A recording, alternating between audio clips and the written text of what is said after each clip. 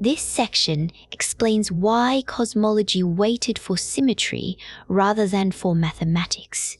Cosmology could have begun with Newton 250 years early. The mathematics already existed. It did not begin then because the only universe Newton could build was an infinite static one, and that equilibrium is unstable. An upturned glass, a pencil balanced on its tip, stars doomed to clump. Olbers' burning sky is the same failure seen in light. The chapter's move is to make instability irrelevant by imposing symmetry. Assume the universe homogeneous and isotropic, the Copernicus principle, no privileged point and no privileged direction. Every point then evolves identically, so the whole relativistic cosmos collapses to 1 cubic centimeter of ordinary Newtonian physics. Symmetry converts an intractable global object into a local sample you can actually compute. This section explains how a science of the whole universe becomes possible at all. A science of the entire universe looks impossible. There is one specimen, it is unrepeatable, and we sit inside it. What rescues it is a symmetry. Assume that no place and no direction is special, the Copernicus principle, and every cubic centimeter becomes a faithful proxy for the whole. The cosmos then collapses to a representative sample, studiable with college physics sample, studiable with college physics. Newton could not found this science. Attraction. Only gravity makes a uniform universe an unstable equilibrium, a pencil balanced on its tip, and Olbers' paradox sets the night sky ablaze. The missing ingredient is the correct law of gravity. General relativity supplies it. Its 3 classical tests, the precession of Mercury, the bending of light, and the gravitational redshift, earn it the right to apply to everything at once. This section explains how all of cosmology collapses to a single moving quantity. Collapse the whole cosmos to a single degree of freedom, the scale factor, written A of t, one scalar function of time that says how much all distances have stretched. That is the chapter's move. Impose homogeneity and isotropy on Einstein's equations and they cease to be a field theory. They become an ordinary differential equation for A of t. Alone, they become an ordinary differential equation for A of t alone, the Friedmann models. Everything observable is then a readout of that one trajectory. Hubble's law says h equals a dot over a, the rate of change of the scale factor divided by the scale factor itself. Redshift z equals a naught over a minus 1. Spatial curvature, cosmic age, and ultimate fate are all functionals of the same curve. Einstein's static universe was the doomed attempt to pin this variable at a fixed point. It was unstable, and Hubble's recession proved it already moving. This section explains what cosmic recession actually is. Recession is distance itself growing. The galaxies do not swim through space. Every pair separates at a rate proportional to how far apart they already are. The recession velocity equal to Hubble's constant times, the separation, and that proportionality is the unique signature of a uniformly dilating metric. Multiply all distances by the same factor, and each object sees every other one flee, with no center and no privileged escapee. The author's elastic film picture carries the whole chapter. Picture the galaxies pinned to stretching rubber, carried apart by the substrate. They sit on rather than moving across it. Redshift is that same stretch. Read on light instead of on separation. So Hubble's constant is a relative growth rate rather than a speed. It equals a dot over a, the fractional rate at which the ruler lengthens. Expansion means the scale factor of an unbounded space, never its size. This section explains why the early universe is best read as thermal archaeology. Run cosmic expansion backward, and both density and temperature diverge. The earlier you look, the hotter and denser the universe was.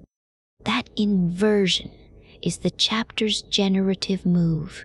Cosmology becomes thermal archaeology, each past epoch indexed by a temperature, the contents evolving with the expansion rather than merely riding it. Gamo's standard model is what you get by solving expansion and contents together. The relic that carries the whole argument is the cosmic microwave background. It is recombination-era plasma light, stretched into microwaves, the oldest observable thing. It is the proof that the beginning was hot, not cold. So the Big Bang is no explosion in space. It is the instant every world line converges. Ask, where did it happen? And the answer is everywhere. This part explains how a hot early universe leaves behind a fossil we can still read. The past does not vanish. A hot origin fossilizes. The chapter's single move is this. The early universe was opaque plasma, and when it cooled past hydrogen's recombination temperature, the plasma froze into neutral gas, releasing its trapped light in one final flash.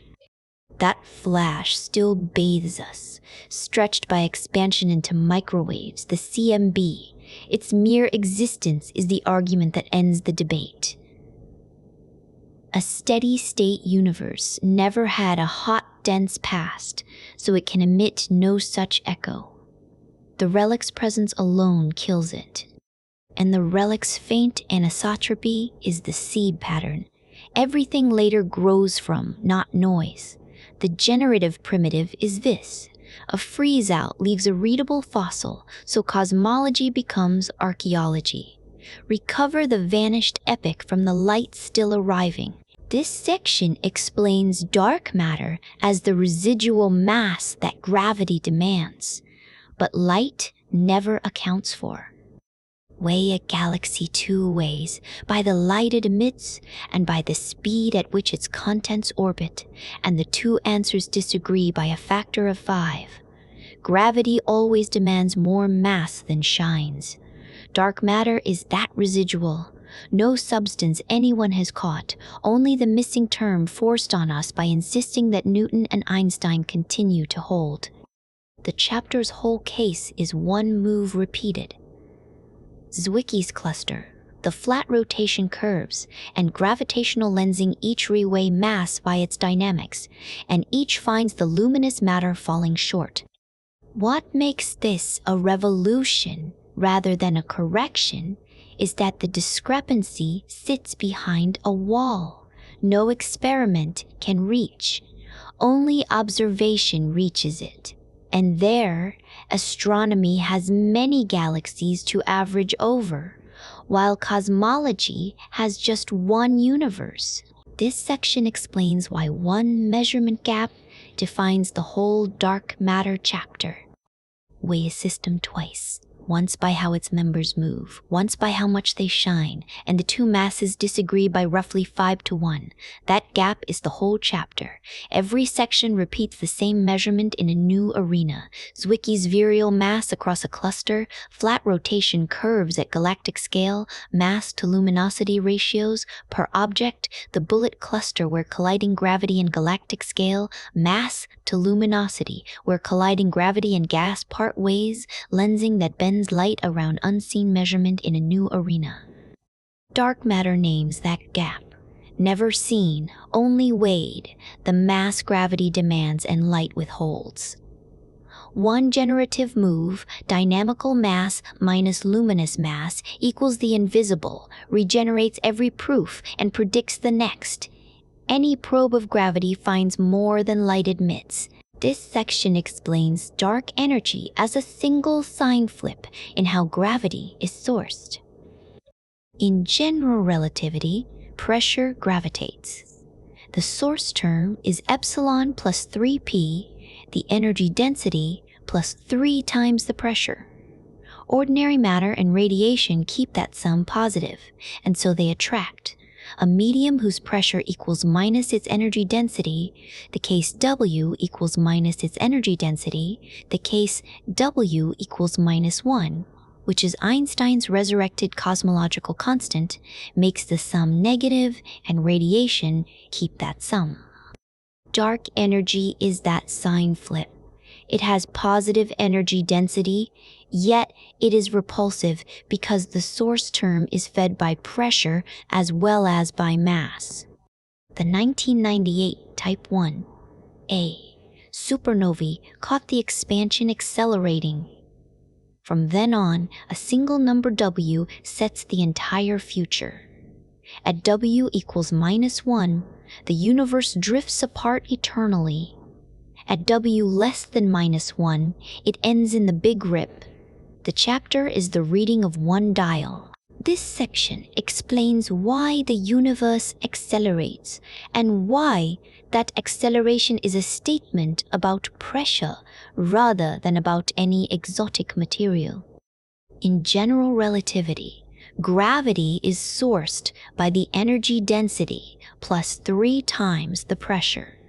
Pressure enters the source threefold.